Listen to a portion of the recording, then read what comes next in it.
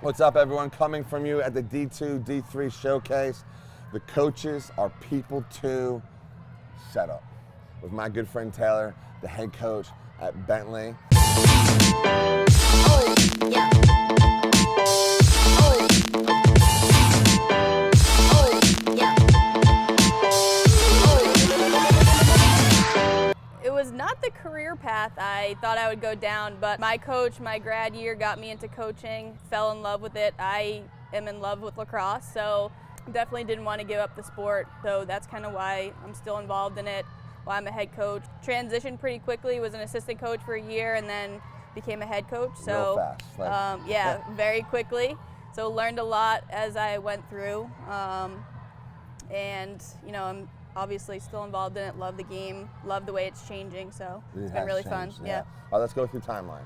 Share with your fans where you grew up, where you played, and let's go through that. Yeah, so I'm from the state of Rhode Island, the smallest state. The best state one. Definitely probably hard to get out of there and play collegiate lacrosse. It's hard to get noticed, but was fortunate enough to play at Bentley University in college, and after that graduated, was an assistant coach for a year at the University of Bridgeport, another Division II institution.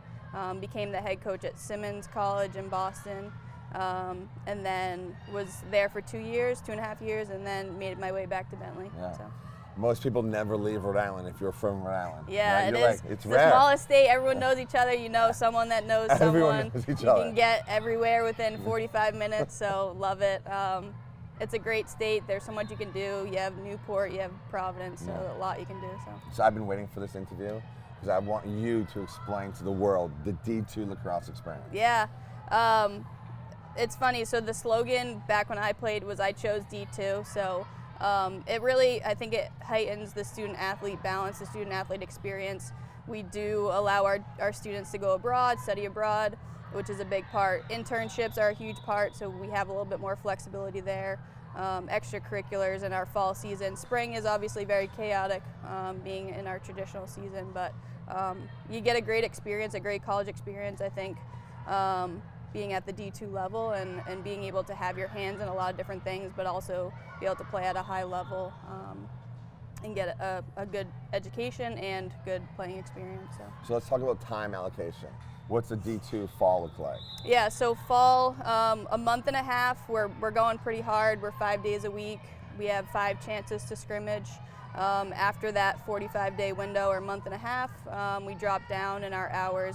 We're down to 8 hours. So again, that gives you time where you might get involved with a club, or you might be able to do, work outside of school, do an internship, that sort of thing, for a brief period. But it does give you that flexibility to have, some more time to do things. So that closes out the fall. So, going hard for a month and a half, and then, we drop down a little bit in our hour restrictions, but still can get stuff done, can still go out on the field for a little bit.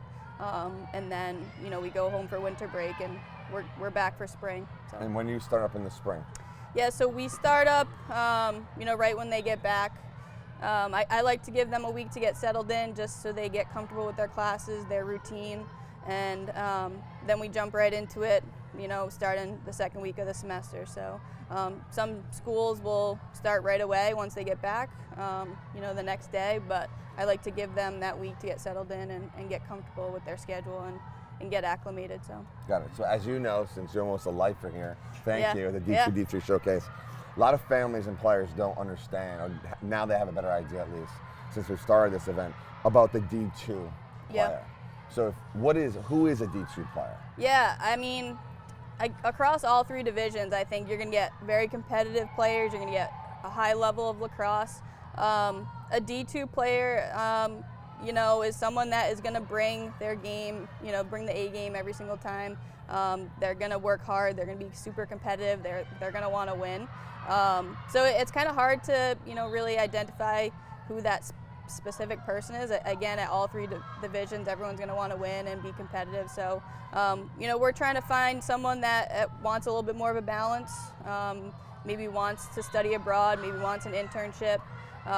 Bentley specifically is a very academic institution, so someone that wants a strong education. So, so definitely all of those things, but also, being able to play at a high level as well. Got it. So let's go back to you. Yeah. If you could, what would you tell your high school self? Yeah, I would probably say, try to let things go a little bit more, not get in my head, just move on to the next play. Really, really encourage that with our student athletes. There's no point, getting in your head and taking yourself out of a play when you could be developing and benefiting from the practice or whatever it may be, the specific drill. So, really just brushing stuff off, moving on to the next play, and getting the most out of practice, getting the most out of a game. So focus on the next opportunity, right? Yeah. So let's talk about this event. And you and I have discussed this last night. We were talking about this, all the coaches. You come to a showcase event like this, another one of ours, somewhere else. Yep. Players feel as if they have to play well to get you to notice them. But in reality, at the stations, you just want them to execute on what you're coaching and teaching, right? Yeah. So how do they manage that? Because they're going to make mistakes. They're not used to something new that you're teaching. Right. Yeah, we really encourage them. Well, one, obviously we want to have players that are coachable. So the ability to listen to what we're saying and then be able to put it into play and execute it, I think is something obviously that we're looking for.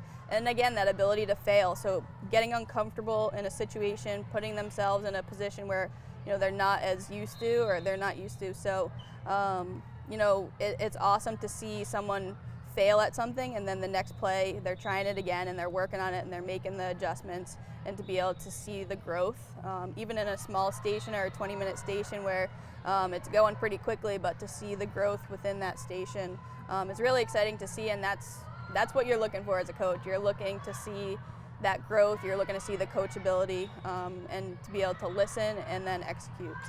So if you had advice for the athlete looking to play college ball somewhere in D2, what would you tell her?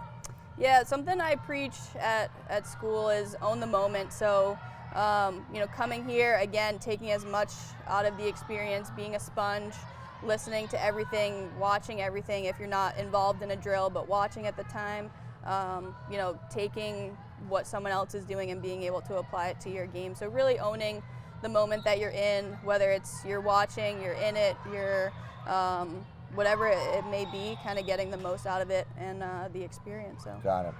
Okay, coming back to you. Yep.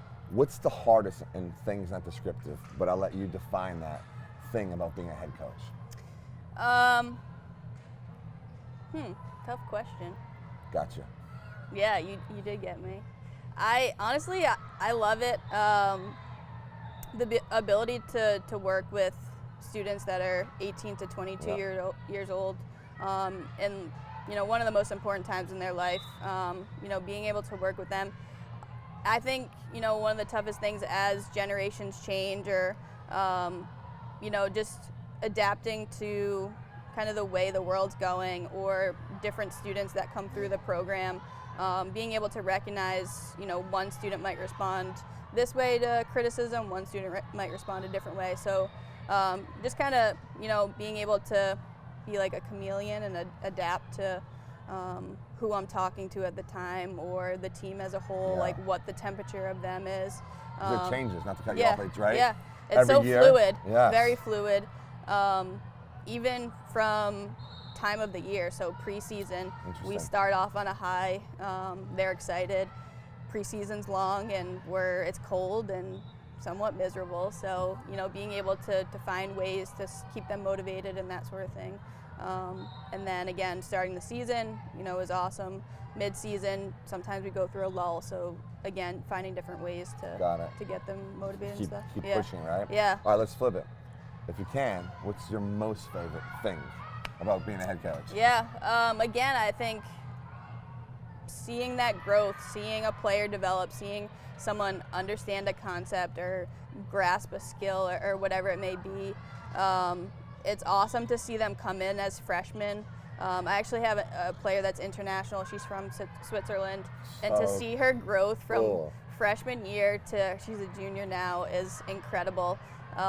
So it's really cool to see them grow, not only as players, but also as people, to become more confident, to be able to handle conflict, to be able to manage situations, to go on job interviews and feel confident with what they're doing. I think is a really cool experience, and again, such a transformative part of their life. So you're heavily involved in, right? Yeah, it's cool. To see. I mean, at school, they say that, you know, we have the most contact with them because we are seeing them on a daily basis. Yes. So we do have a tremendous impact, and that's something I take really to heart. You know, I try to set a good example, try to do things the right way so that they go on to do that when they go into the real world. So. Got it. So we have games going on. I know you need to get back to the recruits. I have 2 more questions. Sure. Scholarships in D2? Can you get them? Can you earn them? How does that work? Yeah, D2 does offer scholarship. Every institution is going to be different. Great questions to ask when you talk to a coach on, you know, how they hand them out, how much they have, what's it look like, all that sort of stuff. Do they stack it with merit money, financial aid, all that sort of stuff? So definitely important question to ask. Again, you know, D2 does offer it, but each institution is going to be different. Love it. What would you tell a parent who's going through this process? What advice can you provide? Yeah, I'd say support your student, support your daughter. It's really their process to figure out the best school for them. They're going to be the ones going through it. They're going to be there for 4 years. So really encourage them to do their research, to you know, go on as many visits as possible for them to make the best decision. But it's their process, so, you know, as a parent, just, you know, support them, encourage them to get out there and talk to coaches, talk to players, go on, you know, go to prospect days, go on visits, whatever it may be, so that they can make the best decision as students going through the process. So again, you know, support them. Don't do the job for them. They need to learn how to do all these things, so when they get to college, they can handle themselves. So kind of, again, encouraging them and supporting them through the process, but allow them to do the work in the process. Great. Thank you for sitting down. I know you have to recruit. Thank you for supporting our events forever. Awesome. Thanks for having me. Love having Appreciate you. it. Everyone, thank you for watching, listening, and definitely check out her amazing program. Yes. Go Bentley.